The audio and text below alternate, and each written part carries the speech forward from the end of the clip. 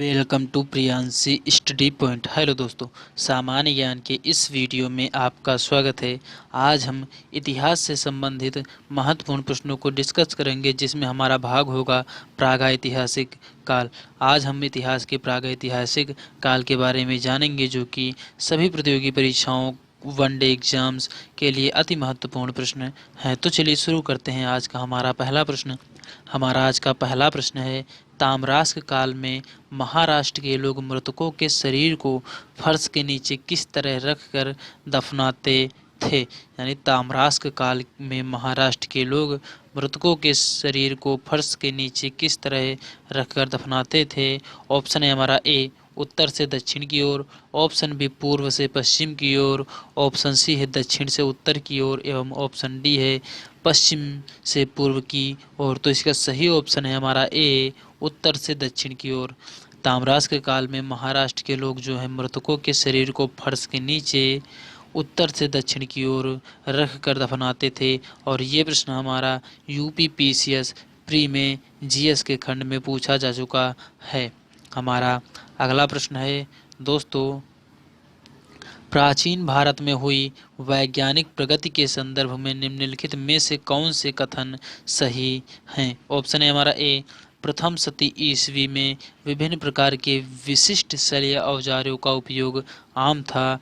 Option दो है तीसरी शती ईस्वी के आरंभ में मानव शरीर की आंतरिक अंगों का प्रत्यारोपण शुरू हो चुका था।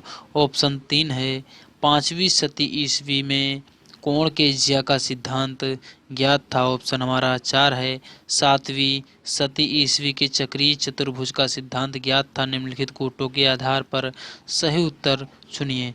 तो इसका सही जो ऑप्शन है हमारा ए केवल एक और दो, ऑप्शन बी तीन और चार, ऑप्शन सी है केवल एक तीन और चार, एवं ऑप्शन डी एक दो तीन और चार। तो इसका सही ऑप्शन है सी केवल एक तीन और चार। एक तीन और चार सही है। हमारे ये जो दो है ये गलत है, और ये तीनों ऑप्शन आपके सही हैं, केवल नंबर दो गलत है। और ये प्रश्न आईएएस प्री में पूछा जा चुका है। आईएएस प्री में पूछा जा चुका है। ये प्रश्न सभी प्रतियोगी परीक्षाओं के लिए महत्वपूर्ण है। हमारा अगला प्रश्न है, खाद्यान्नों की कृषि सर्वप्रथम प्रारंभ हुई थी। खाद्यान्नों की कृषि सर्वप्रथम प्रारंभ हुई थी। ऑप्शन है हमारा ए नवपाषाण काल में, ऑप्शन बी मध्य पाषाण काल में, ऑप्शन सी पुरापाषाण काल में, एवं ऑप्शन डी प्रोटो ऐतिहासिक काल में। तो इसका सही ऑप्शन है ऑप्शन नंबर ए नवपाषाण काल में। खाद्यान्नों की कृषि जो है सर्वप्रथम प्रारंभ हुई थी नवपाषाण काल में। और ये प्रश्न यूपीपीसीएस के मेंस में जीएस फर्स्ट में पूछा जा चुका है।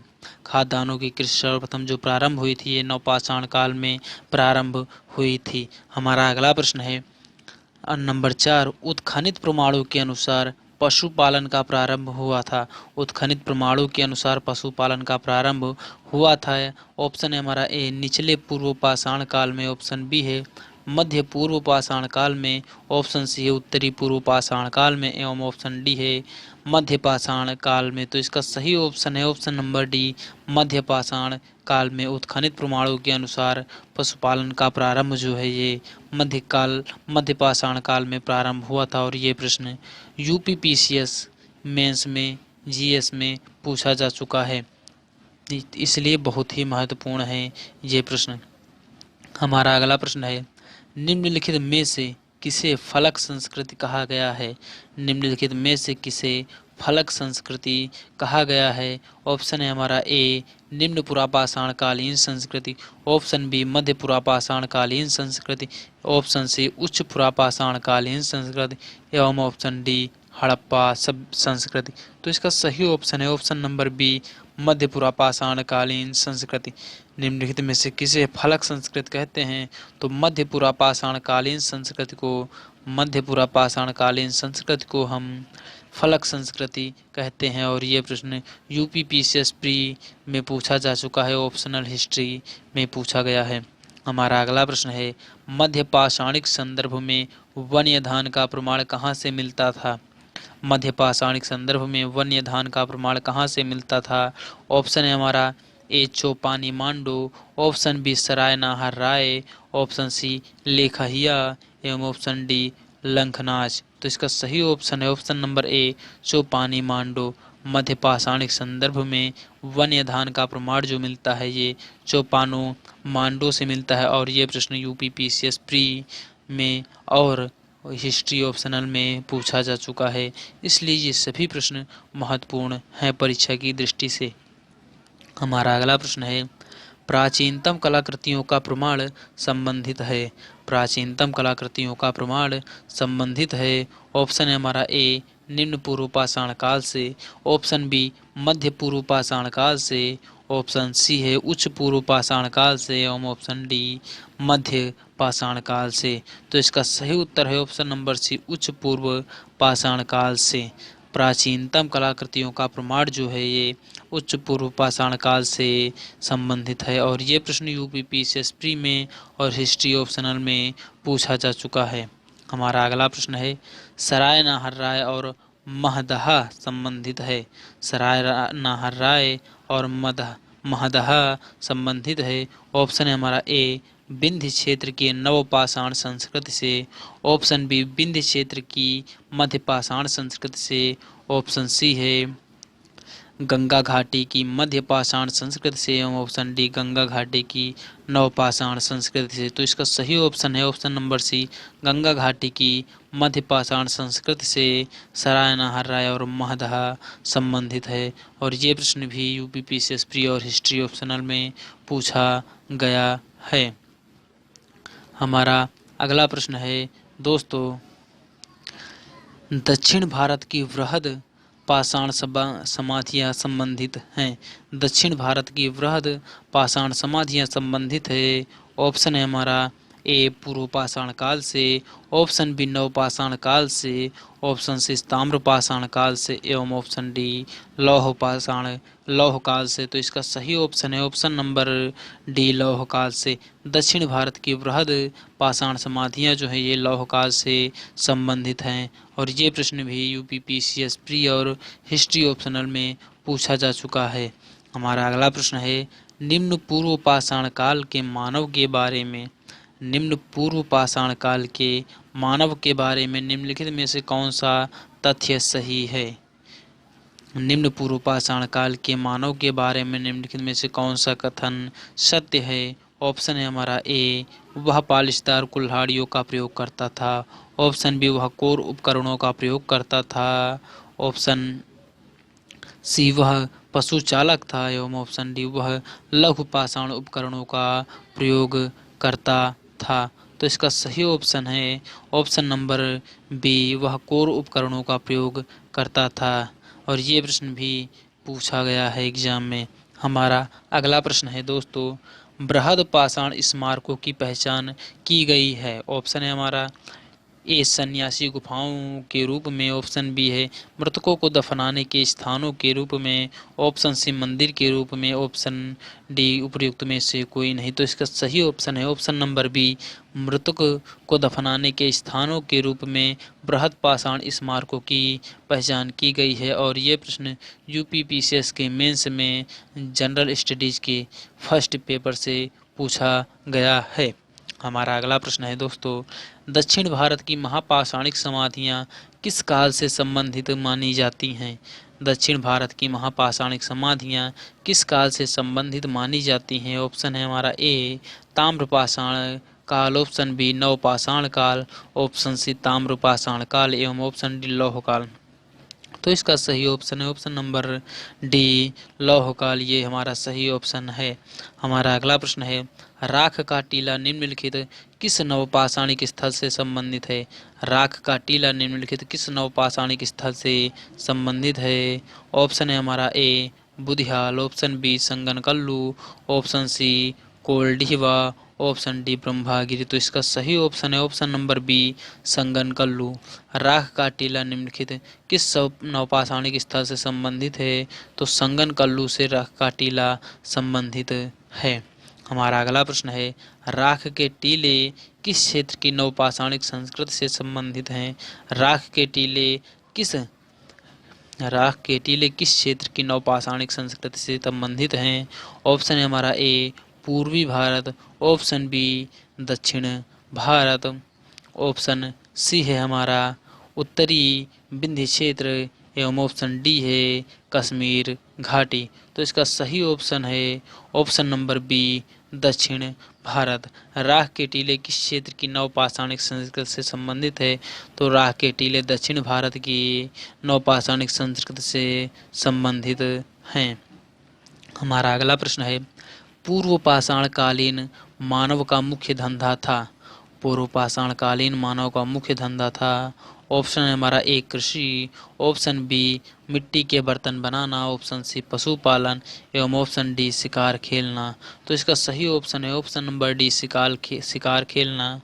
पूर्व पाषाण कालीन मानव का जो मुख्य धंधा था ये शिकार खेलना था और ये भी प्रश्न यूपीपीसीएस प्री और हिस्ट्री में पूछा गया है। हमारा अगला प्रश्न है सिहावल एक पुरा स्थल है। सिहावल एक पुरा स्थल है। ऑप्शन है हमारा ए निम्न पूर्व पाषाण संस्कृति का, ऑप्शन बी मध्य पूर्व पाषाण संस्कृति का, ऑप्शन सी उच्च पूर्व पाषाण संस्कृति का एवं ऑप्शन डी मध्य पाषाण संस्कृति का। तो इसका सही ऑप्शन है ऑप्शन नंबर ए निम्न पूर्व पाषाण संस्कृति का। सिहावल एक निम्न पूर्व पाषाण संस्कृति का पूरा स्थल है। हमारा अगला प्रश्न है दोस्तों लंबवत पुरातात्विक उत्खनन के द्वारा किसी संस्कृति के इनमें से किस पक्ष का विशेष ज्ञान होता है? ऑप्शन है हमारा ए संस्कृति के क्षेत्र विस्तार का, ऑप्शन बी है संस्कृति के आकार का, ऑप्शन सी है संस्कृति के स्वरूप का एवं ऑप्शन डी संस्कृति के काल मापन का।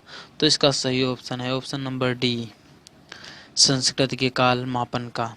हमारा अगला प्रश्न है अल्मोड़ा के निकट लखु ओडयार पर लाल रंग से उकेरी गई जो मानव आकृतियां मिली हैं वे किस काल की हैं?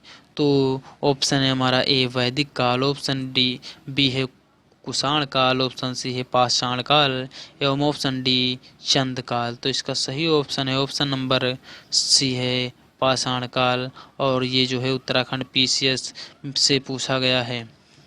उत्तराखंड पीसीएस के प्री एग्जाम से पूछा गया है अल्मोड़ा के निकट लखु ओडयार पर लाल रंग से उकेरी गई जो मानव आकृतियां मिली हैं वे जो हैं पाषाण काल से संबंधित हैं। हमारा अगला प्रश्न है दोस्तों प्राचीन काल में आर्यों के जीविकोपार्जन का मुख्य साधन था। प्राचीन काल में आर्यों के जीविकोपार्जन का मुख्य साधन था। ऑप्शन है हमारा ए कृषि, ऑप्शन बी शिकार, ऑप्शन सी शिल्पकर्म एवं ऑप्शन डी व्यापार। तो इसका सही ऑप्शन है ऑप्शन नंबर ए कृषि। प्राचीन काल में आर्यों के जीविकोपार्जन का जो मुख्य साधन था वो कृषि था। हमारा अगला प्रश्न है निम्नलिखित में से किसको चालकोलिथिक युग भी कहा जाता है? निम्नलिखित में से किसको चालकोलिथिक युग भी कहा जाता है?